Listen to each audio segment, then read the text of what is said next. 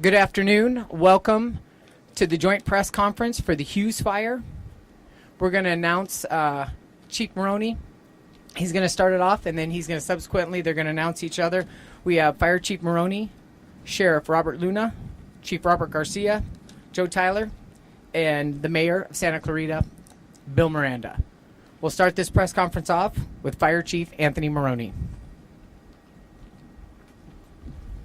So good evening. On behalf of Board Chair and 5th District Supervisor Catherine Barger, we're holding a press conference to give important information to the community of Santa Clarita and the Castaic area.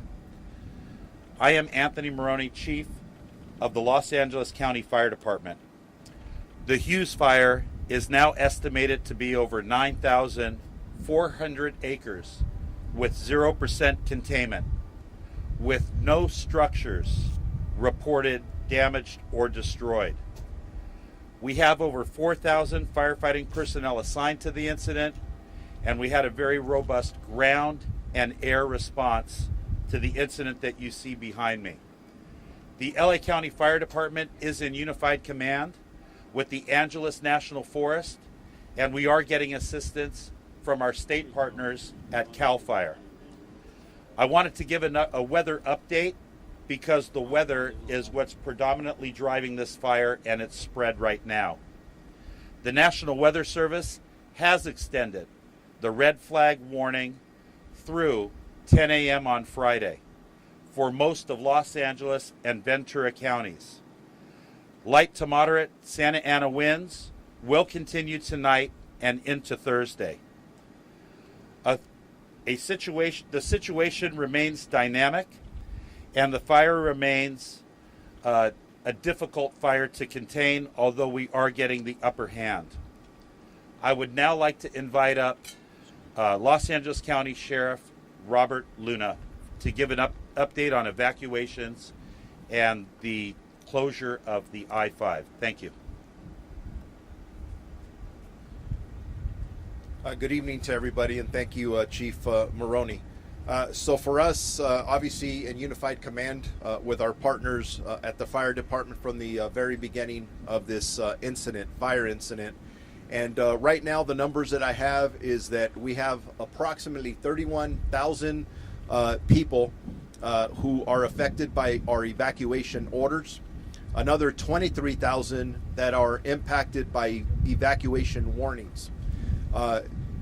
Along with the work that our deputies have been doing, and you've seen them going from neighborhood to neighborhood, making sure that we are protecting the neighborhoods to make sure nobody gets hurt, traffic ingress and egress, and also, unfortunately, when we talk about fires, our staff knows that immediately they start what we call looter suppression, just to make sure that no one's coming into the area to take advantage when people are evacuating their homes. So I want to make sure people know that if you leave your homes, there will be additional deputies working out there in the neighborhoods to make sure your homes are safe.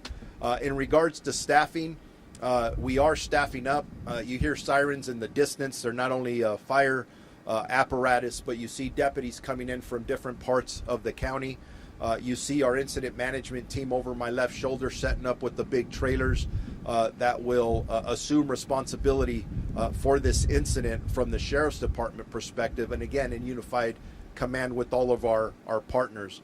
We have what I estimate well over 400 personnel total regarding this incident and managing other incidences around the county of Los Angeles. I do want to bring your attention to the fact that during this incident, one of the areas that initially was an evacuation warning that did turn into an evacuation order was our Pitches Detention Center, which is not too far from here. The Pitches Detention Center has actually 3 different facilities. One of the facilities was evacuated. In discussing this with our partners from the fire department who are experts in this area, they recommended and we agreed that the one facility, PD South, would be evacuated. That had approximately 476 inmates. We moved those inmates to another facility on the campus The other two campuses are structured much better than the one that we evacuated from. But total on the entire campus, we have approximately 4,500 inmates, a little over that. We do have a plan in place in case the fire conditions, our fire partners would advise if it gets worse, whether it's wind, whatever that may be, a plan in place to evacuate the rest of the inmates on the entire facility if we absolutely had to. Other than that, it's a newer incident and it's evolving. It's going to change. We're ready for just about anything, which, by the way, includes being prepared for any other incident that would break, God forbid, anywhere in the county of Los Angeles. I do want to report that the 5 freeway has been closed, but I'm told that after this press conference, for a variety of reasons, we will reopen the freeway so that people can go back and forth. Again, I do want to reiterate that if you do not live in this area and you're following the smoke, you want to go see what the firefighters are doing, turn on the television set. Do not drive into these areas. You are impacting the ingress and egress of emergency vehicles. We don't need more traffic. We want less traffic. We don't want you walking around in the impacted areas to impact the community members who live here. And with that, I'm going to introduce Chief Robert Garcia from the U.S. Forest Service. Good evening.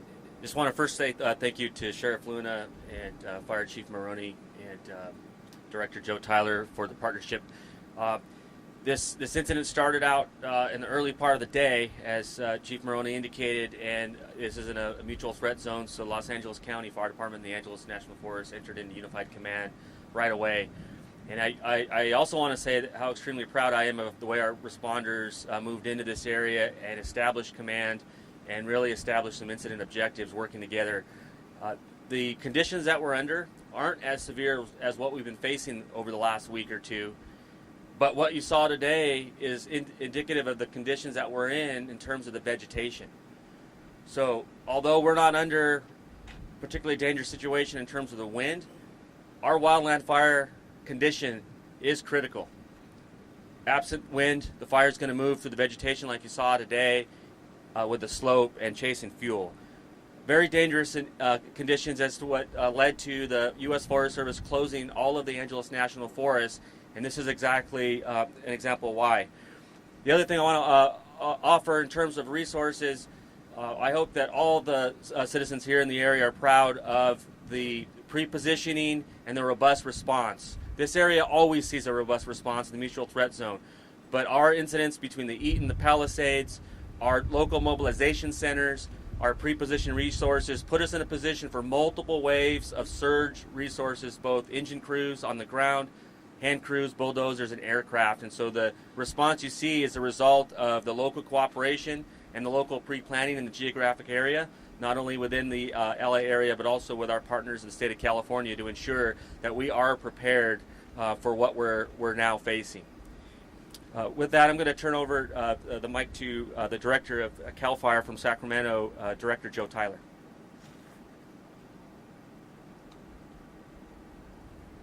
Good evening, everyone. My name is Joe Tyler. I'm the Director and Fire Chief of CalFire. Normally, my office is located in Sacramento, but I have found the need over the last 2 weeks to spend my time here in the greater Los Angeles area. We have been impacted significantly over the last 2 weeks, as we all know, related to the Palisades fire, the Eaton fire, the Hearst fire, the Lydia fire. And as we continue through these weather conditions, we recognize that it's not over yet. We recognize that we still have a couple of days to go. So the state of California brings its full force of the women and men of CalFire, supporting the Los Angeles County Fire Department, our local fire agencies, the Angeles National Forest and the Forest Service abroad, as well as our law enforcement partners who are doing so much to respond to all of these emergencies together. CalOES has utilized funds to bring together pre-positioned resources across Southern California And the California National Guard has located aircraft, both rotor wing helicopters and fixed wings, mobile or modular MAFS units to be able to supplement the air tankers that we have here available locally. This fire had a robust response today. And as you can see behind us, the responders are doing great work to try to contain this fire. Certainly, we are not out of the woods yet. It is important to take heed and caution and follow the directions of local law enforcement, your first responders, as they are asking you to evacuate the area. Doing that will allow our fire resources to be able to conduct perimeter control and extinguish the flaming front of this fire. Many times we find ourselves trying to rescue evacuees. But today, the community heeded that lesson and many evacuated the area, allowing them to fight the fire. We will continue to be here to support, not only now, but as we move into the next phase with the potential of rains coming forward and trying to mitigate the landscape to avoid debris flows and flooding. We will be here for you. I want to take the opportunity now to invite the Mayor of Santa Clarita, Bill Miranda, to the podium.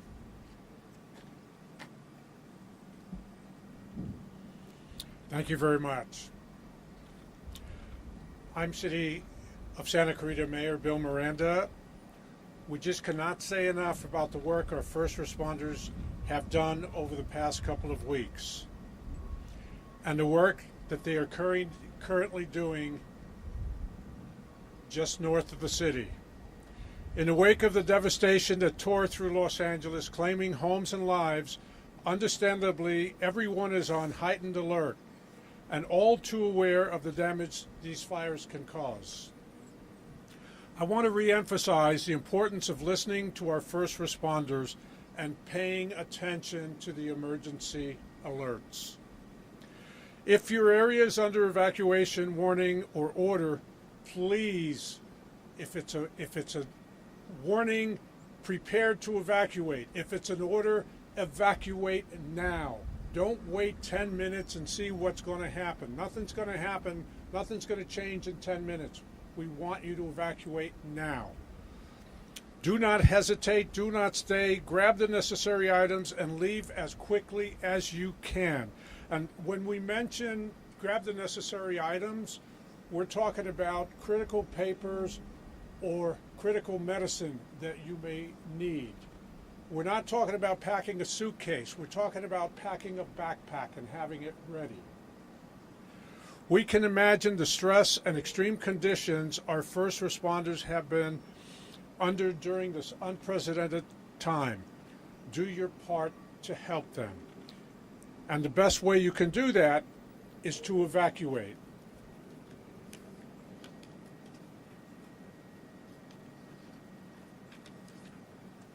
Our city is unified. Our city is in unified command with the Los Angeles County Fire Department and the Sheriff's Department.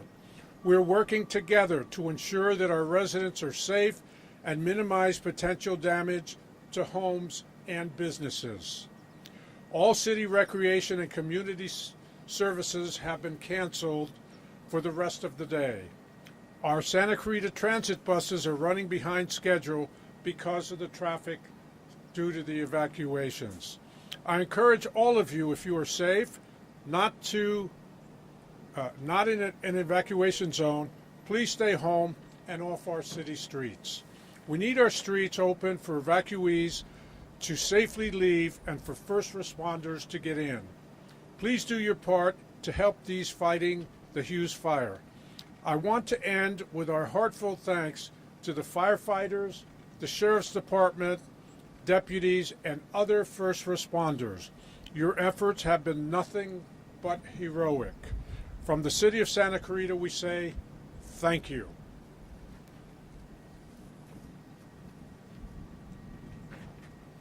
Thank you, Mayor. Now we're going to do question and answer with the media. And after we are finished with this, we will have breakout sessions and we will provide Spanish interviews as well. First question.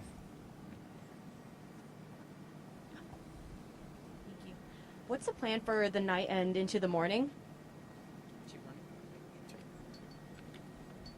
So we've already developed the day and the night plan with our unified partners. We are going to be on scene all night long, gaining more perimeter control, making sure that we can put out the hot spots, and then have enough resources and staging that if we do have a flare-up, we can move those resources to the fire line. So we already have a plan for tonight, and we're making orders for tomorrow.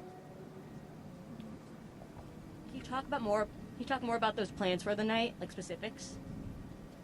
Regarding number of resources or Yes. job assignments, Yes. we're going to keep the 4,000 firefighters assigned to the incident. We're going to increase our perimeter control, and we're going to extinguish those hot spots. So those would be the tasks. Yeah. Sheriff Luna, if you can describe the decision making to first close the I-5 and now reopen, what changed that allowed you to reopen that particular byway? So, working with our partners at the California Highway Patrol, we needed to have better ingress and egress for emergency vehicles coming through the 5 freeway corridor. I believe that we've gotten a lot of the equipment that we need here for the rest of the evening. Obviously, that could change, that could be modified. So we want to give the 5 back to our community so they can get through here as safely and as efficiently as they possibly can. And is there anything on the way of Interstate 5 that puts those drivers at risk at all, or are you concerned at all about what the traffic will look like? Always concerned about hazards coming in and out, north and south. As far as I know now, we don't see any hazards, but the winds are what they are. I'm not a fire expert, but we listen to our fire experts, and if the winds shift, fire behavior does whatever it does, and if at any time we believe that our community may be in peril because of that wind or fire behavior, we'll close it again. I say we'll close it again. It's our partners at the California Highway Patrol who usually do that, and they do an excellent job at that. Very good, thank you. Amanda Starantino, KCAL. Chief Maroney, I have 2 questions. A lot of people are on edge after the last couple of weeks and what we've seen happen in Altadena and the Palisades. How does this fire here, or the Hughes Fire, compare to what we've seen the last couple of weeks? Well, I think that we've all been on edge over the last 16 days, and we've had numerous fires start throughout Los Angeles County. The response to this fire between the Angeles National Forest and the LA County resources, in addition to the state resources that were pre-deployed, we had 2 strike teams in the Santa Clarita area. We were able to amass a lot of fire resources early on to change what this fire looks like. Just 3 or 4 hours ago, the smoke was laying across the 5 freeway. That's what necessitated its shutdown, because there could have been accidents, but also the ability to fight the fire from the air. The winds were strong, but they were not those 70, 80, 90 mile an hour winds that we experienced on Tuesday the 7th. We had a very robust, like Director Tyler spoke, a robust helicopter and fixed wing retardant response to this incident. We were able to put in tens of thousands of gallons of retardant on the south side of the fire because the fire was moving to the southwest. It was really the aircraft, in addition to all of those ground resources, which allowed us to get the upper hand. Because had you been here a few hours ago, the situation looked much different, and it certainly looked much more threatening. And Chief Maroney, what are the biggest challenges heading into the night? Well, into the night, it's going to be making sure that we can rest our crews that have been out there since 10:42 this morning, making sure we can feed them. Firefighting is dirty and dangerous work, but we got to rotate our crews through so we can have, a lot of production and efficiency throughout the night. We're going to take advantage of the lower temperatures and hopefully the reduced wind speeds and the higher humidities to try to get an upper hand. Okay, thank you. And Sheriff Luna, this is for you. With the 5 reopening, will there still be no access to those neighborhoods now that people will be driving up and down those roads? So getting off at Parker, Lake Hughes, Hasley, all those evacuation order areas, just because the 5's open, is that still going to be blocked off? We're assessing that now to make sure, but we'll have a lot of presence. If you are coming into the area, be ready to be challenged.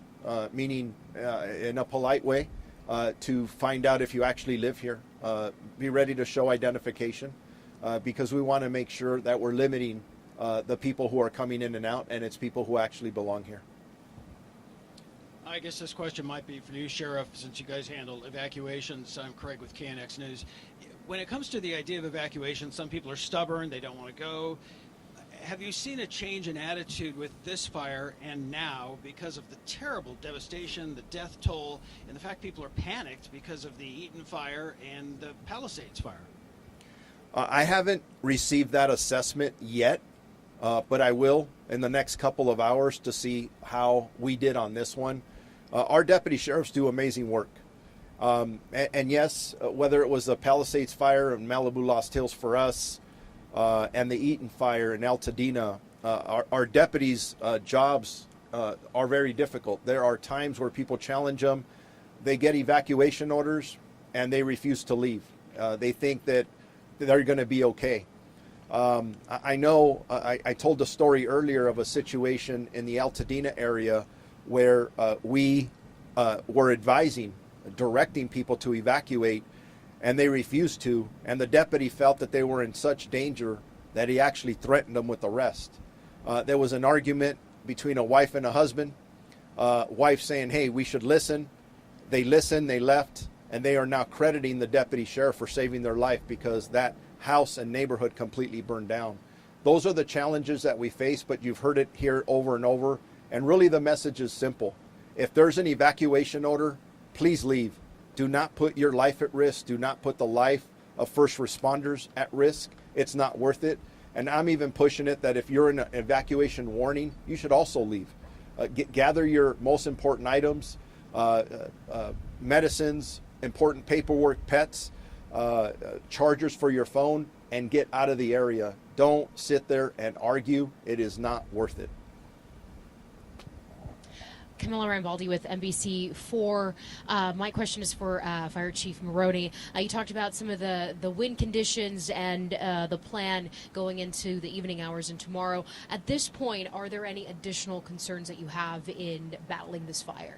No additional concerns. You know, the situation that we're in today is much different than the situation we were in 16 days ago.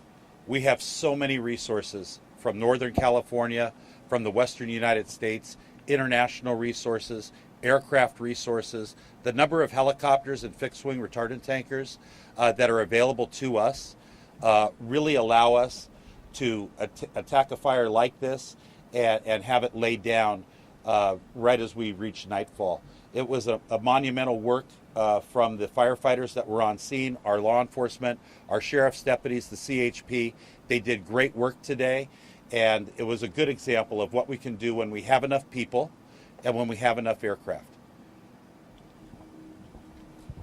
David Gonzalez with ABC7.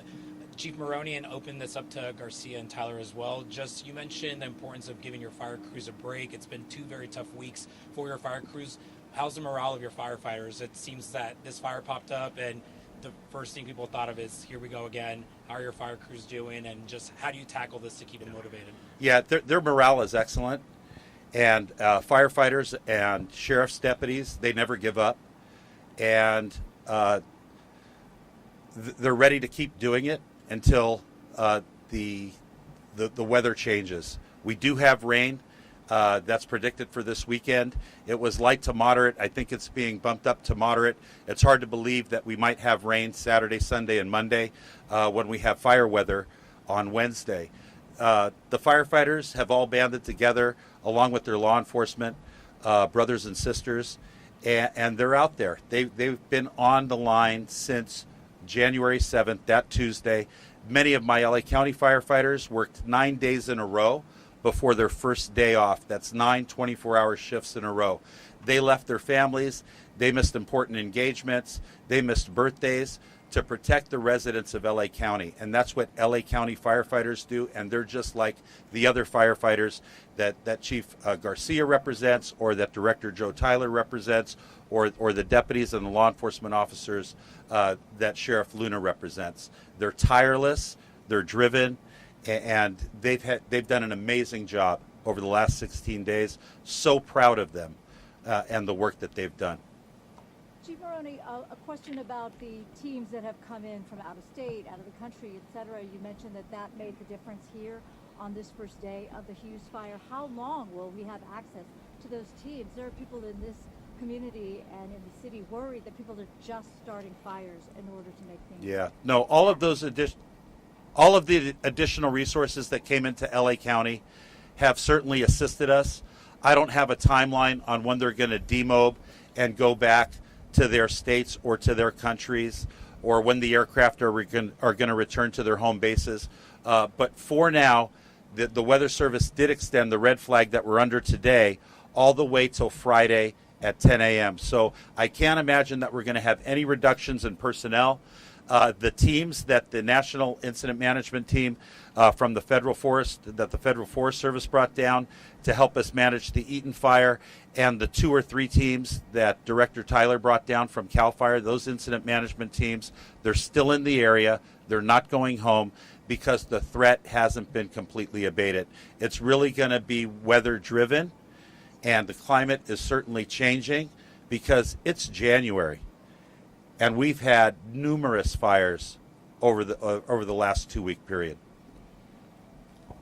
Hi, Jade Abashan, KHTS Radio. Will Hart High School remain the evacuation center? We know it's already changed once, so there is some concern about that.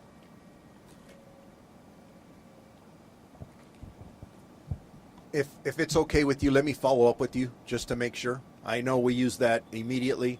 We'll confer with our city partners and see if that's working with very valuable input from our community, and then we'll see where we go from there. We'll let you know right away, though.